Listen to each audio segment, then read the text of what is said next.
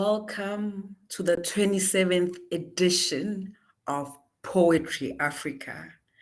Um, our online session is called Resonating Rhythms. And with this session, we're trying to journey through the rich tapestry of African voices. We will weave together the poetic rhythms of tales that echo across this continent with my two brothers, Ndalo Loko Akiburu and Zama Madinana. Hello. Welcome. I will just read Zama's bio. Zama Madinana is a South African poet based in Johannesburg. His work has appeared in the Shallow Tales Review, the Eastern Jasmine Review, Oleni Poetry Portion, and Voices of Africa, and other literary publications. Zama's work focuses on love, politics, and social issues. In 2021, he won the third prize of the Sol Plaatje EU Poetry Award. He was nominated for a Pushcart Prize in 2022. His full-length poetry collection, 94, was published in June 2023. In addition to regular performances and reading in Johannesburg and across South Africa, he has performed his poetry in various countries, including Botswana and Mozambique and Lesotho. Akiburu is a Lisbon-based artist, working primarily with music based on influences from electronic to the traditional sounds of his origins, both in Angola and Guinea-Bissau. Defying a standardized classification and always willing to explore new mediums, he has recently incorporated the cinema as a means of expression, adding a cinematic dimension to his music and enhanced by the poetry of his lyrics. He has extensive educational experience facilitating workshops for children and young adults. He has participated in the TEDx Mindale and TEDx Luanda, and is currently the ambassador of the Poetry Slam of Guinea-Bissau for Cup of Africa Poetry Slam. As a director of the cinematography, his debut short film, Pulso, was selected to the Festival of Black Cinema in Brazil. The Zozumi Bomla 5th edition, 2022. And welcome. Thank you you. so much, Angazwa. With that description, I'll start just with my first question for you, Zama. Yeah. What does poetry mean to you and where you from? Oh, okay. Thank you so much for having me. It's such an honor to be part of this prestigious poetry festival. So yeah, man, like poetry means a lot of things to me.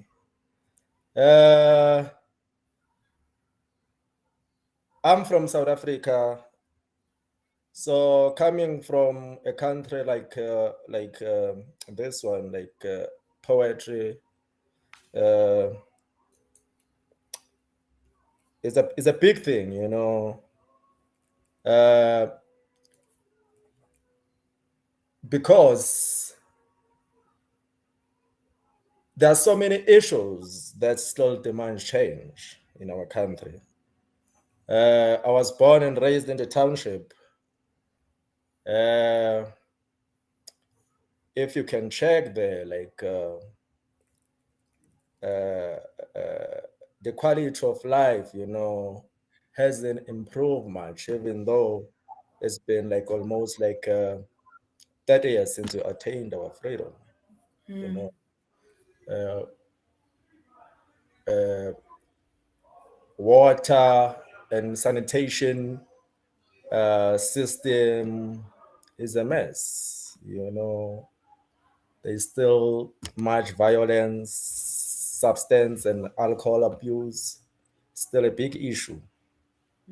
Uh, there's corruption, you know, no accountability and transparency from government officials. So for me, poetry allows me like to address these kind of issues, you know. There's there's still like racial discrimination, like in this country. We see it like every day, like at schools, at workplace. So poetry allows me like to address these issues without any fear. So that's what poetry means to me, you know.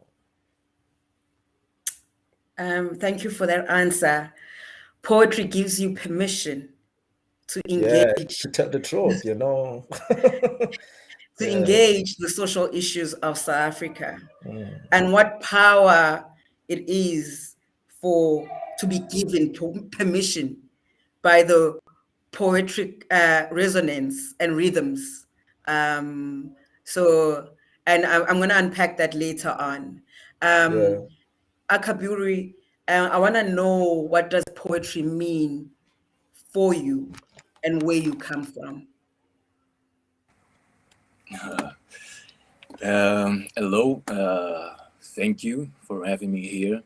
It's really a great opportunity for me to be present on your festival. That for me, it represents also what poetry represents to me. And I think the word can be actually, or one of the words can be actually uh, opportunity as a window, you know. For me, poetry became the landscape from where I can translate uh, my inner world and the way I experience the outer world also. And poetry enables me to do that. And I say it's a window and an opportunity because sometimes I feel us humans are not in sync, and so not always we can and have the ability to be poetic about ourselves and about our perspectives of worldview, and so we mostly complicate one thing that it's purely simple because it's nature itself, it's the essence of nature itself.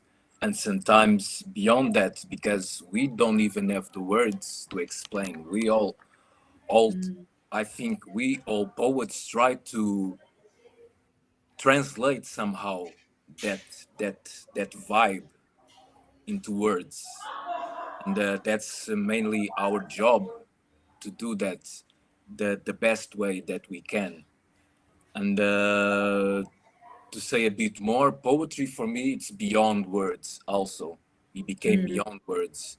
And I found that maybe the hard way because it was when I found myself in a space that I couldn't write anymore about what I was experiencing. And so I started to draw, I started to paint, start to explore other means in art to try to capture that vibe, that poetry, and share and try to put my light uh, on the world somehow, you know. And so poetry for me, its essence, it's that window of opportunity, and it's the landscape where that I use to portray myself, my reality, and my truth. Thank you so much, Akaburu, the landscape that makes you tell your truth, and it's a vibe, and it's beyond words. And so, what I'll bring also to us as we are online, the various poets that we've seen alive. And yesterday, our keynote speaker, Eugene, did speak that for him, poetry is beyond words. So, we are in conversation together as much as we are online, and the conversation goes on. I'm gonna excavate a bit in terms of where you're from and the people that you come with. Um, and Zama, Yes. Madinana, ne? If you can just tell us the poetry in your name and the meaning of your name and who actually named you and what does it mean also about the landscape of the rhythms of Africa and how language and being is experienced. A bit of a mouthful, but you got me there. Yeah. Okay. My name means try the good, but that's a lighter version, of it. But there's a deeper version to that, like a deeper version of it. Like it means the one who will go through trials and tribulations and succeed at the end of the day, you know. And as I've mentioned before, like I was born and raised in the township. So I write a lot about township life as well. You know, as I've mentioned before, that there's so much violence and Mm. substance abuse in the township. I'm not sure if I'm allowed to share maybe like one of the poems that Yes, please go uh, ahead if the spirit inspired allows you. by. Yeah. So this one is called The Memories of Violence. Inside this pub, dark confessions ooze like pus, and rusted tables dance with broken legs to the music of breaking beer bottles, while cruel fingers will burning cigarette stubs to defenseless ashtrays every Friday night. Bloodstains are memories of violence hanging on the walls, feeding us concrete fear. Okabi peeps through Tsotsi's back pocket, and the boys from Mchicheni carry embers of violence in their eyes. After a bottle of 1818, here flaws Beb, Kaselaka, and Black Label, Babawa. So yeah, that's it. And It's thank you for taken from my, sharing. my, my latest collection, 94. I mean, it's significant that you're talking about 1994, which is, the year that South Africa forced first voted. So it's the it's Yeah. it's the it's the it's It's quite a pain of democracy. Yeah. yeah. So, but how even when you make your voice right and you vote, that the Yeah. structural violence of apartheid is still intact, right? And how Yeah. memory becomes that archive of the violence. And the images that you describe is also this notion of coexisting with coping mechanism of violence, like with the alcohol. Yeah. So that comes, which township are you from? Uh, I come from Ladysmith in a township called Ezakeni. As I can, we Yes, which see. was also like ravaged by violence, like in the early 90s, the political violence between IFP and Inkatha Freedom Party, so many houses were burnt down, so many people were killed. So, yeah. And thank you for archiving the stories of coexisting with violence. And what you've just mentioned is that violence becomes the heritage and which showcases the continuous woundedness. I'll go to you, Ndala Loreke Akiburu. Um, if you can just please Tell us what your name means and the stories that you have about your name. Who named you? What is the poetry in your name? And how does it anchor where you come from? So the name literally means the storyteller from above the mountain summit. And it's funny because I got this name because I'm initiated on the cult of the ancestry, mostly through Yoruba culture. And I found about this the first time I went to Brazil. And so, on the process of initiation, you get a new name as you are born again. That's why it's called initiation. And a beautiful thing that I find in this is that maybe, just maybe, your life will make justice to your name. So you get the name, but maybe, maybe your life will be in resonance with that. So all this process of initiation is just the beginning of a life to get in resonance with that. You know that when you get the name, you don't even know what it means. They don't tell you what it means. You get to know what the name means through life. And there was this one time, and it happened maybe 12 years after my initiation.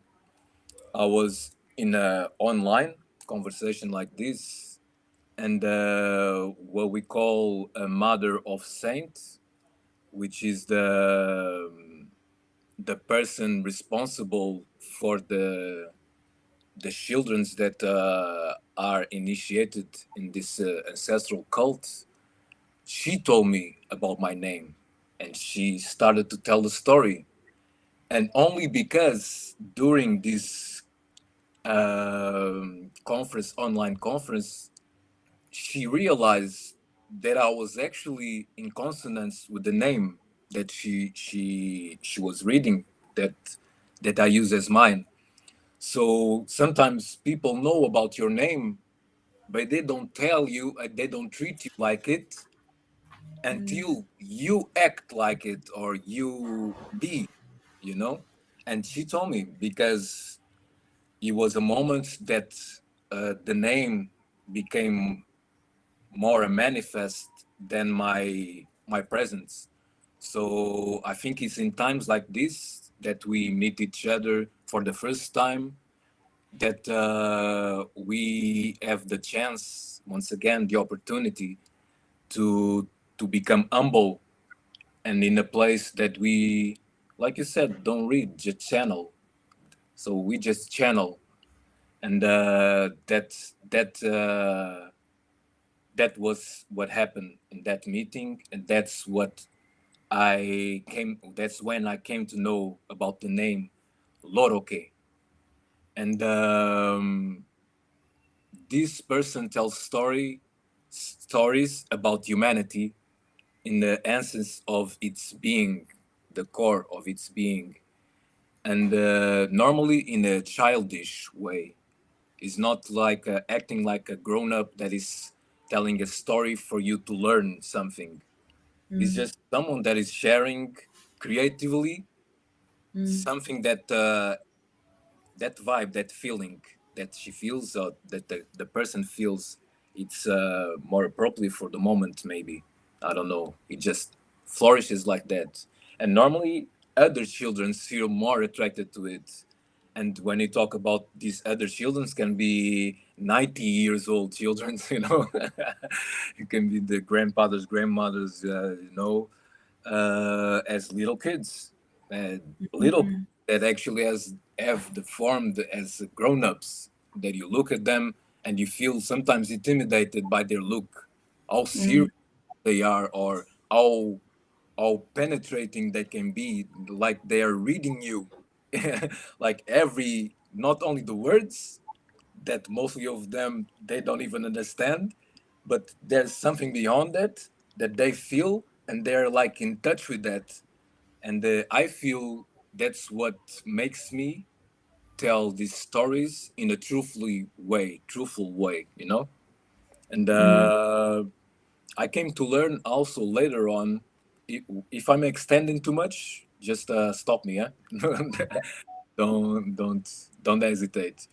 You Just can go on, it's okay. fine. I just remember because I think it's important to tell a little bit of my upbringing, because I'm from Guinea-Bissau and Angolan ascendancy.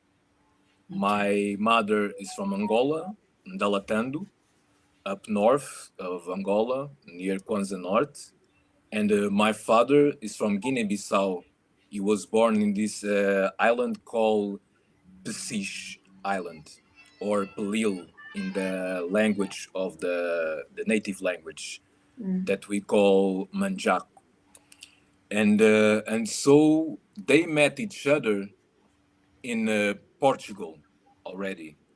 So I was the first son of this couple born in Portugal in 1980. Uh, while I was growing up, since I was born until my 5 years old, more or less 6 years old, I was growing up in a house. There was a mansion with the beautiful garden. Everything was in pack. You know, the people over there ate in what we call silver spoons as a metaphor. Literally, they are eating with silver spoons and Okay. with old things and things like that. And only later, because I felt that was my house, my home, but only later I realized it wasn't. My father was the housekeeper over there, and he was brought from Guinea-Bissau to Portugal. He traveled, and he was kind of adopted by this family, and so he was raised in this family, but as someone that was serving them. And this is like an aristocrat family in Portugal, really known family. Actually, the family that one of the members of the family is responsible for the first civil code from Portugal. He was the one that conceived and wrote the first one. And for me, this is all recent story because I didn't know until I started to, I don't know, to get more in touch with that part of history of myself, you know, in a time that I was lost, like I was pointing a while ago, and these things started to come up. And but this is important because it was from this not belonging place, where I was brought up, that I started to use poetry to infuse what is truth beyond this illusion, beyond this lie that I was living, you know? And so poetry gave me that. And now that I feel that I'm in a more privileged space, and I say this because I do art for living, uh, and it's a struggle, of course. But like most of the people that I know live a life of struggle. So I think doing what I love and actually using this that became a weapon also to protect myself and to to position myself even socially, you know, it's a privilege. So from the top, from over the mountain summit, I'm sharing what was given to me. And that's the meaning for me from Ndala, the first name, which is Kimbundu, one of the languages from Angola, one of the people from Angola, the Kimbundus. And it means the top of the mountain. It means the dragon that flies around the mountain, the serpent that scares the people. And I feel that all represents poetry, and that all represents truth, and that actually represents the Africa that I was able to experience, even though I was born in that space. I was lucky enough to, through poetry, to still be connected to it all these years. So much that when I look at the continent of Africa, the drawing, the design of it, I don't see it like that. For me, it's something that you can't grasp. It's something that you can't, I mean us. So it's just a magical, I can't even call it magical. It's just it's thing, and I respect that. So what I'm trying to do now, and this leads to my new project, it's to build this landscape where I can talk about this Africa that I experience, and that is beyond the continent that we know as Africa, and that includes all Africans and all ancestral cultures, because it's transversal to all ancestral cultures. That's the meaning of the name and what I represent at the moment. Thank you so much for sharing that. And just how the images of being top of the mountain, right? And being a storyteller, and how that is prophesied. That's how I heard you, and the spiritual embodiedness of that starts to come as you live, as you embody, as you experience. And just to also just continue our conversation, with you and everyone online and yesterday and today and for coming in Botswana, not Botswana, I think Bloemfontein and Joburg. What came up in one of the discussions that I was facilitating was this notion of the inner child. You know, uh, Zippo spoke about engaging the inner child, right? And what I hear you Zama, when you start to describe this South Africa that you kind of disappointed with is the fracturedness and the unsafeness. I Yeah. say disappointed of the inner child, right? And so in your memories of growing up in South Africa, right? Um, how and when did you encounter poetry? Oh, Ash, I think from a very young age, I think I was like in my teens, you know. Uh, but it wasn't like something like big, at that stage, up until like I got to university where I got like introduced and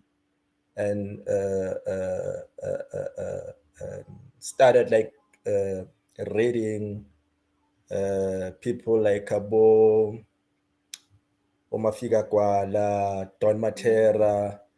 So like that's when I started like to take this poetry thing like very serious. That's when I started like writing my own poetry as well, that's when like I started like to send my material like to these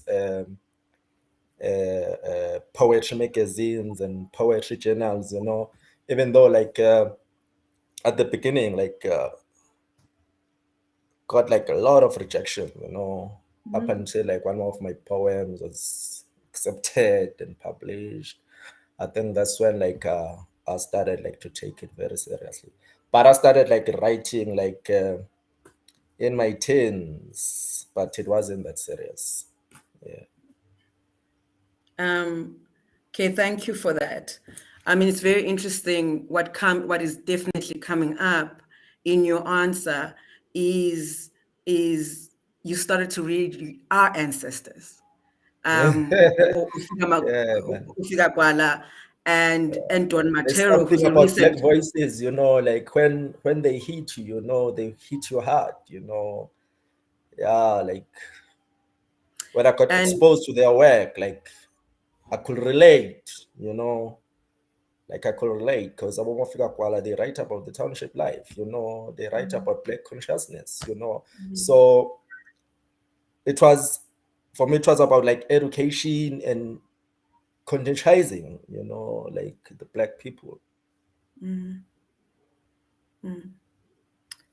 thank you for that. And what I hear, just to link to Akiburu, is the fact that you're standing on our ancestors' shoulders, and the struggle continues, right? And the Yeah, resistance continues, yeah. which you capture so well in your poetry. That this what we have now, post 1994, is still not enough, right? Still not enough, even though like we have achieved a lot, but there's still a long way to go. There's still a long way to go, and it is our responsibility to like to carry on the struggle. And what you evoke in me when I hear the word responsibility is one thing that I learned from the Maori people in New Zealand. They don't look at human rights, they don't center human rights as a thing that you get. It's a thing that you are responsible for. It's a That's deep. thing that you work Yeah, continuous. It's a responsibility to the work done. And what comes out so beautifully in your answer is you are continuing that responsibility from the works of the Black consciousness thinkers using poetry. Akiburu, if you could just please say and share some of your poetry at this moment. And people online, you are welcome to say stuff, comment, and engage us if you can. Tabo Makabela has just said to you, it's nice to meet you, Mr. Madi Nana. thank you, You may read Tabo. Akiburu. You're welcome.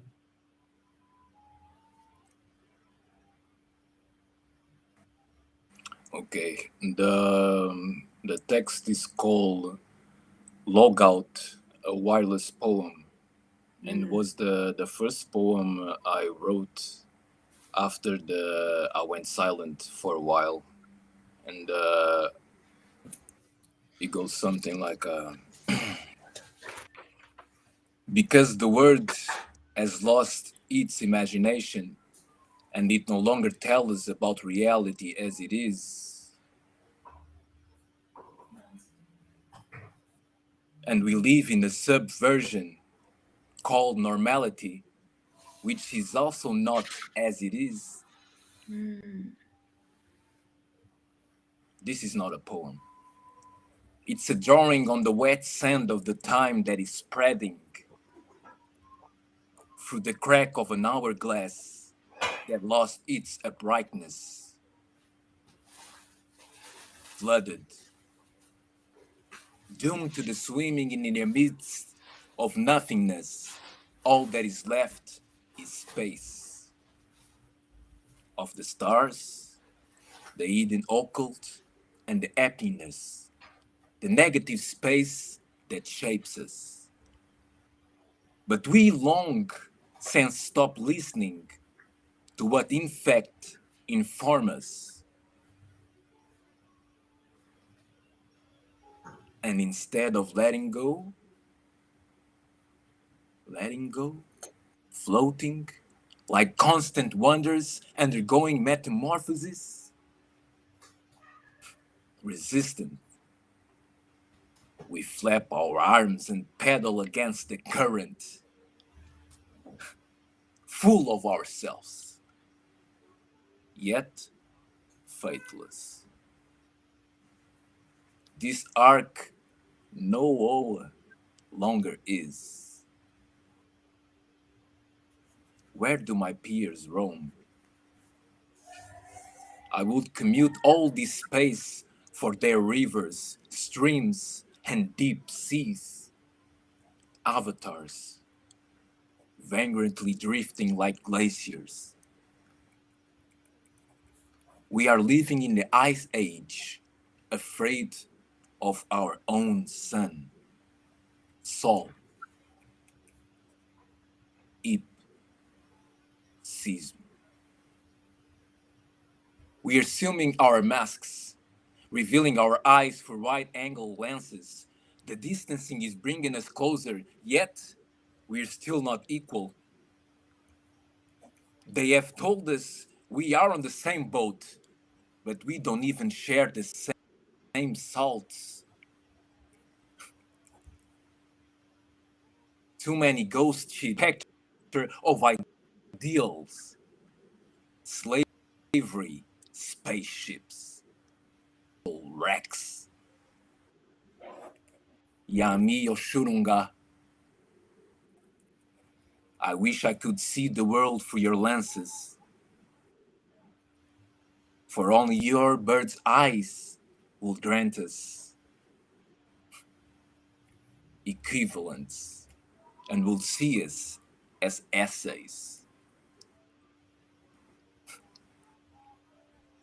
In the middle of the debris, I realign my crystals. In my ear, I hear the tinnitus and the amplifying buzzing coming from Palmares. It is the triangular drums of the great Angolers, traveling through the capillaries of the sweetest of homes. Terra, from the amateur kings and dissident queens, who modulate us in their wombs that birthed the primordial waters and gave birth to the first of the continents. Black obsidians that slid through the most vigorous of the chains. Free from the umbilical cord. The original man left in the direction of the four winds. The age when the gods became obsolete and started to be honored through the masks, caretos, and settlements, long before the whites and the blacks. But the settlements became fundamentals. We have lost our originality. The gods must be crazy with our lack of creativity. We are the gates. We are at the gates of the end of days, yet our windows remain wide shut.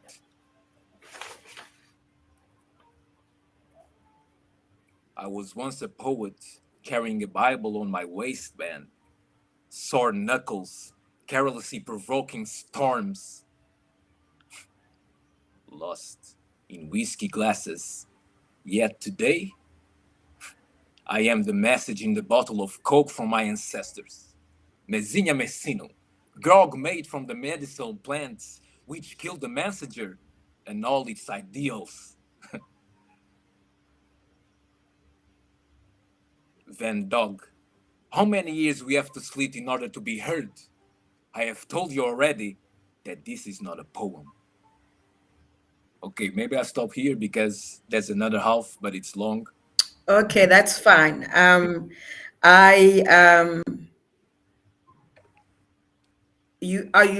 I've got a few questions to contextualize the poem. Um, um, who's lost originality? Who's got this existential crisis? Um, and the images of water for you. So if you can just please keep it short. My answers, I'm asking a lot of, because the poem was just so rich. And what does the Mm-hmm. image of water that mean to you? It comes up a lot. Um, I mean, to learn about yourself, having gone through the Atlantic slave trade, Atlantic to Brazil, basically, Mm-hmm. is a very interesting and significant thing for me. And if you can just please give us context of who Yamira Shungurunga, am I getting it right? Is, Yes, and Shurunga. please be as brief. Okay. So I was told that the pathway to heaven is through water. And water for me represents that path. Are you still there because it's frozen? Hello?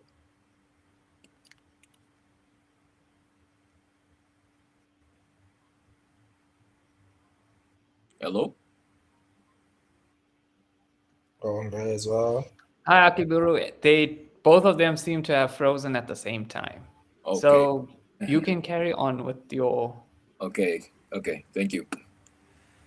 So water is present in my texts as a mean of reaching that space, which normally isn't available to us and on our daily tasks.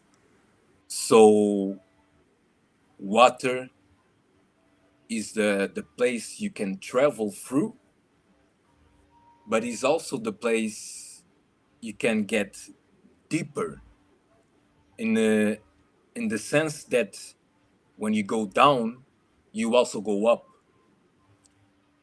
So water represents that realm of things.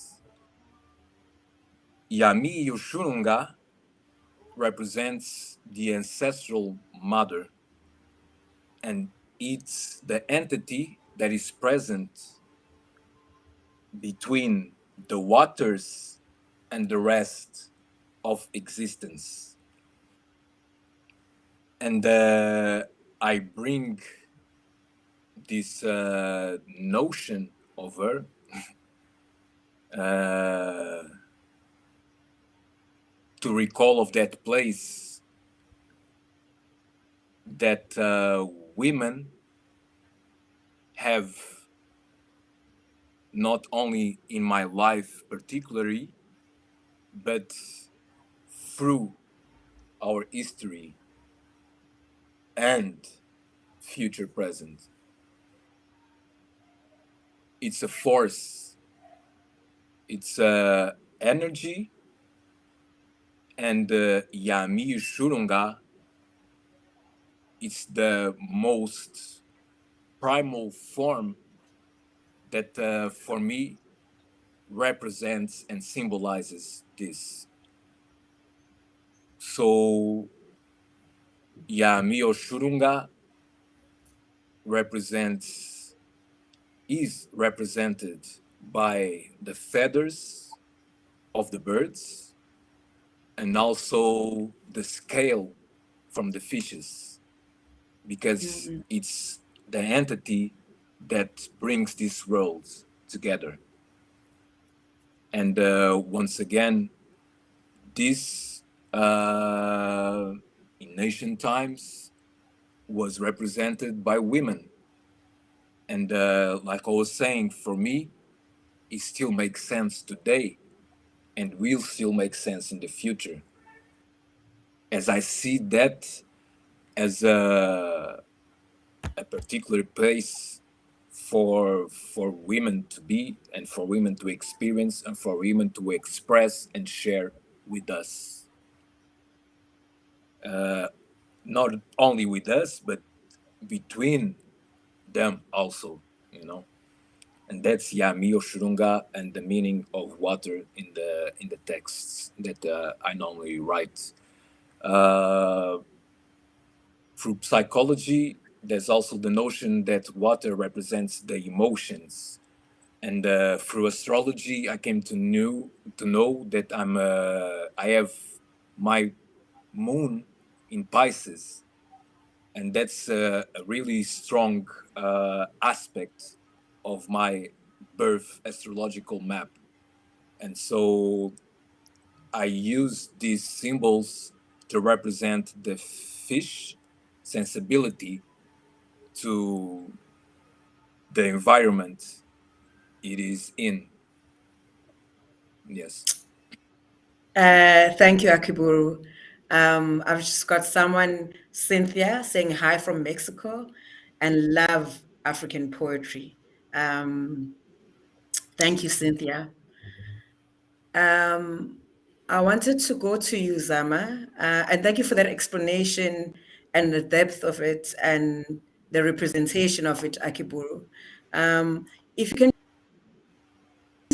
read us one poem, and then we shall engage further, Zama.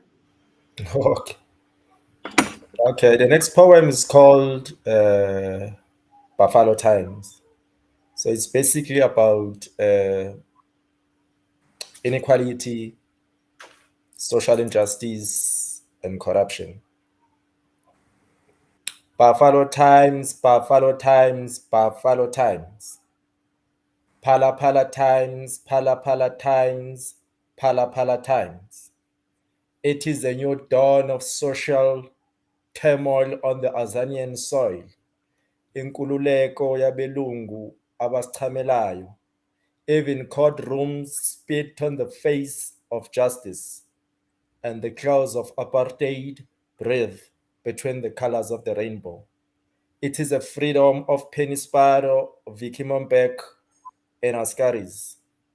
Even after 94, we are still landless blacks asking for a free education and a living wage.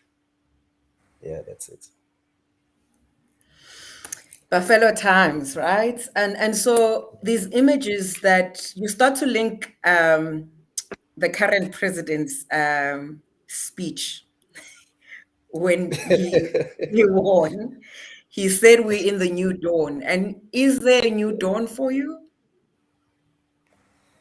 Oh, it's difficult, Like I say in this poem, it is a new dawn of social turmoil. As I've mentioned before, that it's sad that even after so many years that we attained our freedom, but black people are still called like by K word. Children at school are still being discriminated for their natural African hair.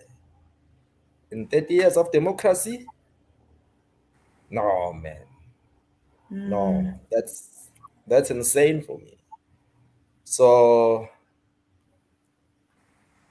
ish, it's hard to tell if there is really a new dawn. Yeah.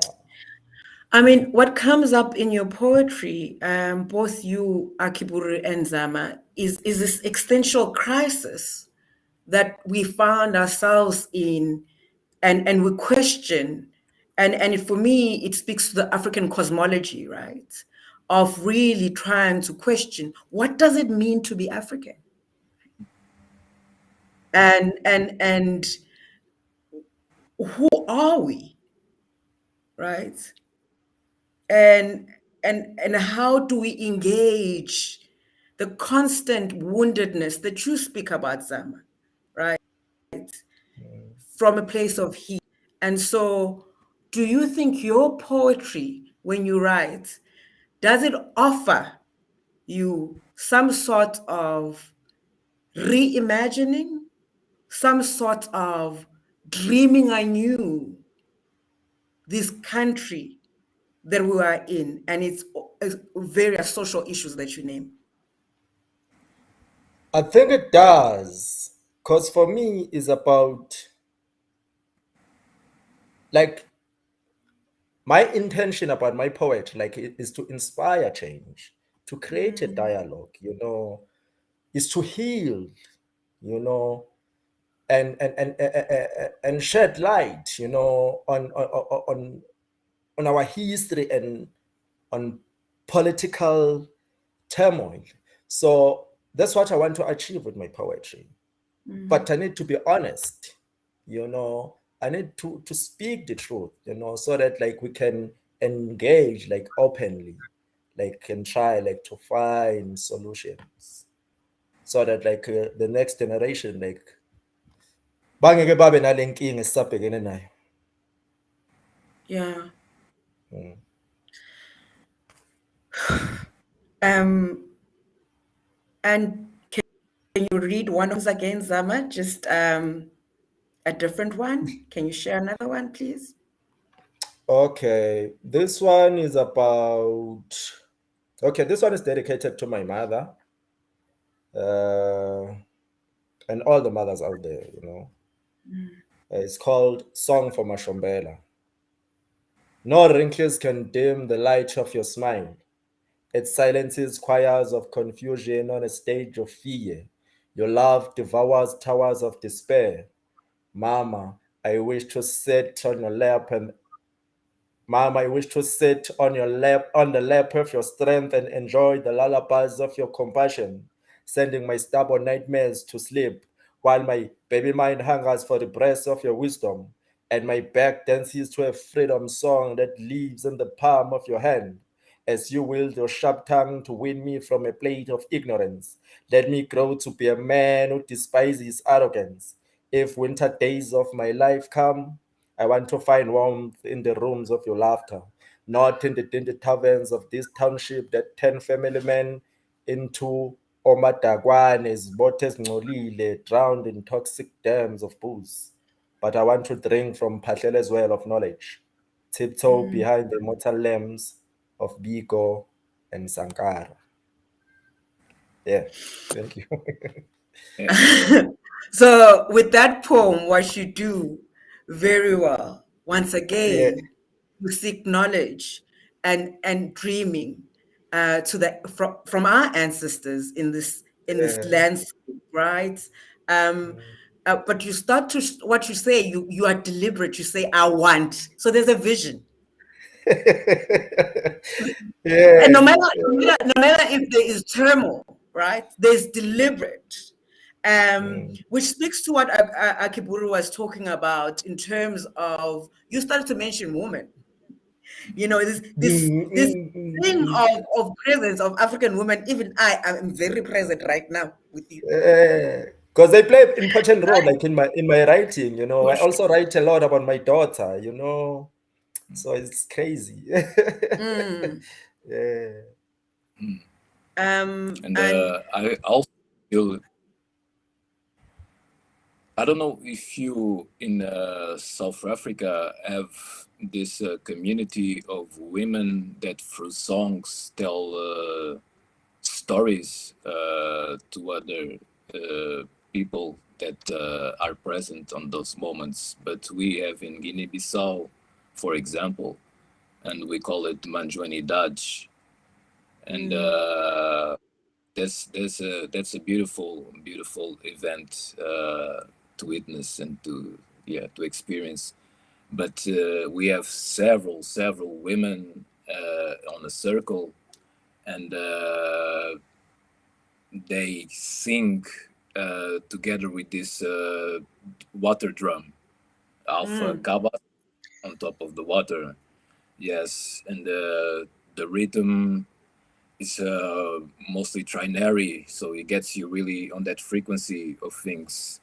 Uh, and I think is one of the frequencies that justifies the Zama Madinana name also, because it puts you in that space. And so while the percussion is playing, these women come up front and they tell stories about especially about when men are not present. So what they do when men are not present in their lives. And I reckon that what we as poets normally, especially in Africa, the poetry that I came to know, when we portray women, we are really portraying this force that Manjuanidad, for example, represents. You know, this place in society that women still have the role and the mission of keeping us together and on the path of what we can call the righteous path of community, you know? And of course, through time, this has been perverted and misinterpreted also and misconceived. And I think one of our roles today is really to allow at least the expression of that, so people look at it with different eyes and start really to respect that space, the respect that is needed, and the respect that we all need also, you know. I wanted to. Um, and thank you for that. We've come to the end of our conversation. But what comes up beautifully and that links is these African practices that center and are evoked by women, right? And in Zulu, a language that Uzama and I speak, we have a practice of music, ingoma. Ngoma. It's called Okay. ingoma.